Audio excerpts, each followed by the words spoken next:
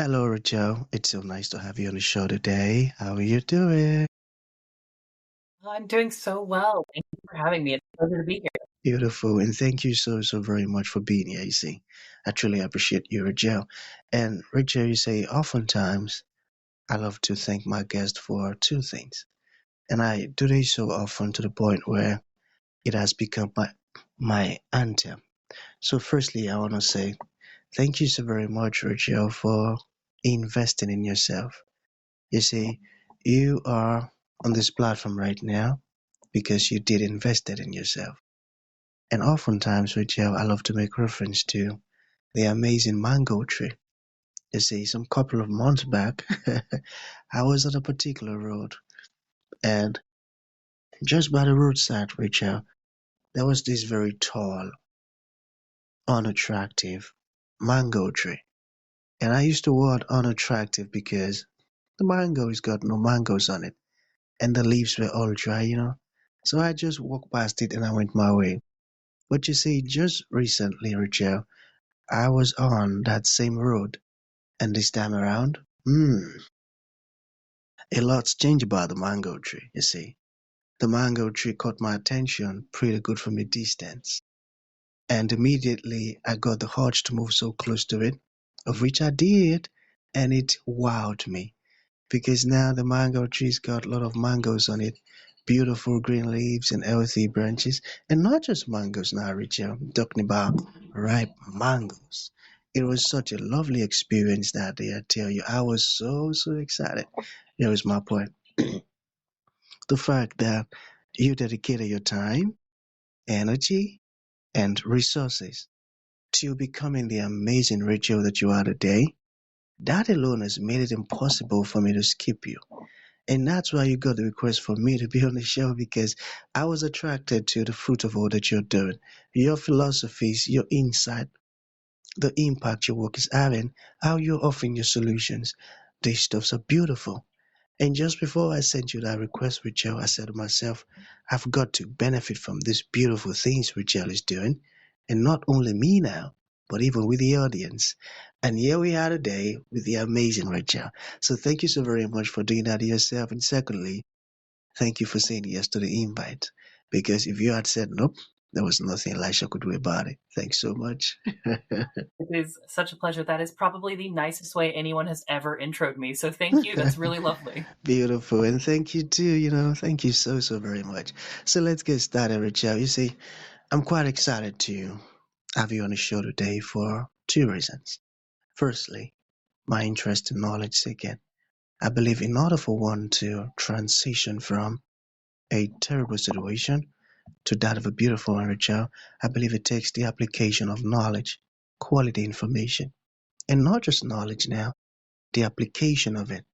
And you say, ever since I discovered that light in the Hebrew means knowledge and darkness ignorance, I've been so keen to knowledge seeking. Why? Because I do not want to remain in the dark. So that's going to make our conversation today very important to me and even to the listeners. And the second reason why I'm excited to have the amazing Rachel on the show is for the sake of the audience. You see, Rachel, we live in an age where information is as abundant as grains of sand. We've got lots of information flying out there. So those folks trust me for quality, high opening, and very important information, of which I am totally convinced, Rachel, that our conversation is going to be insightful and impactful. So for that reason, let's get started with your introduction.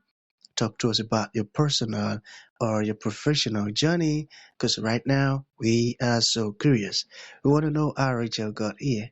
Then afterwards, I've gotten some beautiful questions for you. Okay, Rachel, over to you. Great. Well, I fell completely backwards into what I'm doing now. I actually didn't know that copywriting and marketing strategy was a job until the day I started doing it. I went to school for journalism. I really wanted to work for The Economist.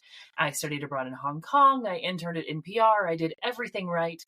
And then I graduated into 2008, which was, of course, the huge crash in the US. And so I had all of these wonderful credentials, and I was completely unable to get a job.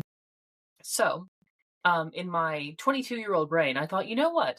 I'm going to move back to Hong Kong because I bet they have jobs there. And they do, but I did not get a work visa before I went. So I was stranded there. I had about $200 in my bank account, and I'm Googling, like how to make money online because it's 2008 and that makes more sense then. And I found this job where they said that they would pay me to write an ad description for an experience. And I thought, oh, there's no way. Like, this has to be a scam. There's just no way. This is legit. But it turns out that it was. And they paid me like $3 to do it. And I was so happy and I was completely here for it. And I was just absolutely, I fell in love with it. I thought, wow, I can't believe somebody would pay me to do something that is so easy and so fun for me. And now, 17 years later, here I am still doing it. Wow, amazing.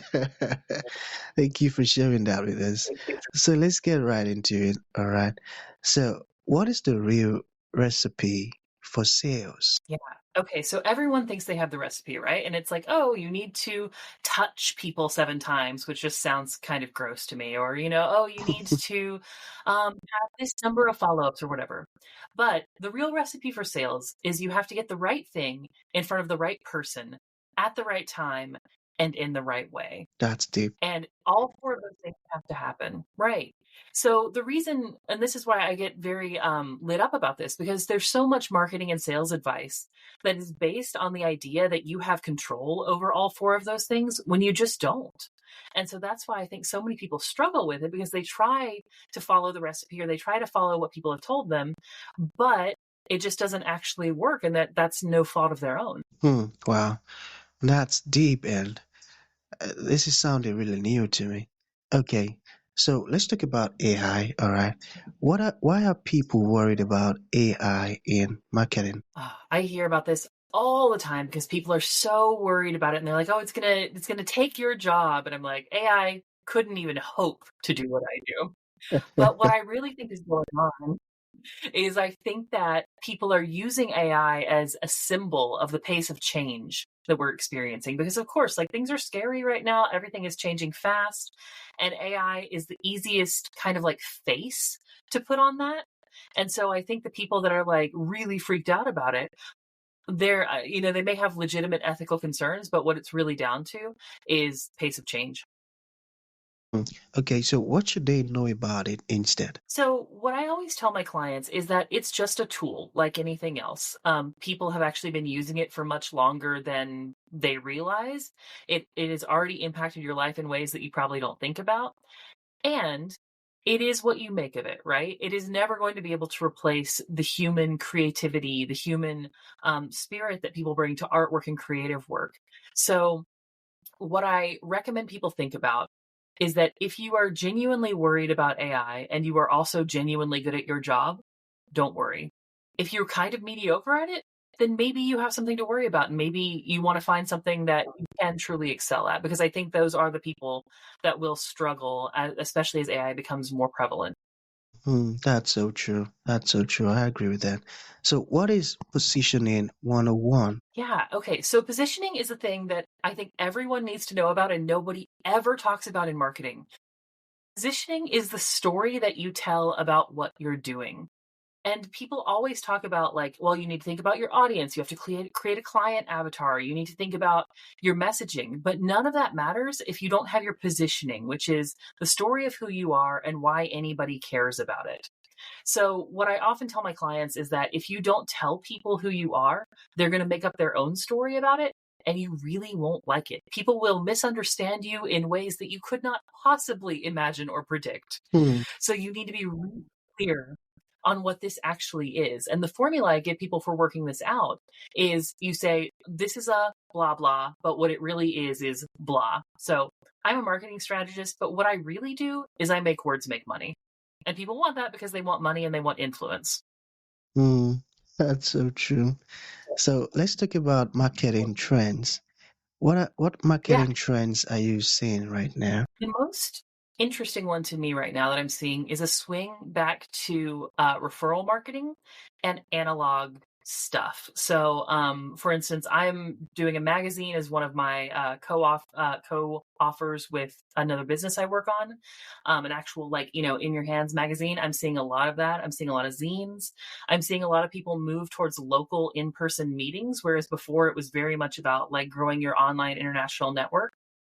And I'm seeing a lot of people make their buying decisions in private group chats. So something I've been telling Hmm. people a lot is like, if people aren't buying your thing, it's not because your thing is bad. It's because their friends don't like you. And their friends are like, oh, no, like, pass on that. Not good. So that's why buying cycles are so weird right now, because you can't just like throw a testimonial at someone and have them buy. You have to be able to make the group chat like you. I got that. And thank you for explaining it that way. Okay, so what about this one? What is the biggest mistake in marketing strategy? Mm. I mean, the first biggest mistake is not having one. People try to market off of vibes, and that doesn't work out so well. But I think the second biggest mistake I see is that people tend to try and make these very complicated, really detailed, like down to the minute marketing strategies when marketing is an ongoing conversation.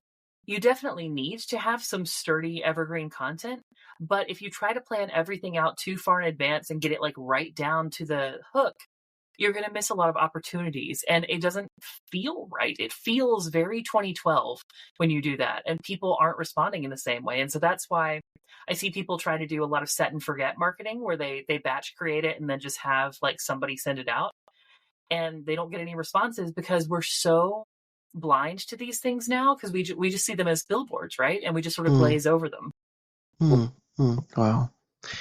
Well, now I see why you're so good at what you do, Rachel. Because these are really, these are profound words. Thank you for sharing that. Okay, so we have two more to go. All right. So, what is one marketing change that has lasting effect? Oh gosh, there's so many good ones. I think, okay, I'm going to give a bigger picture strategic one, and then I'm Okay. going to give a tactical one. Okay. So, strategic one is to reframe your relationship with your audience from one where you're adversaries to one where you're on the same side.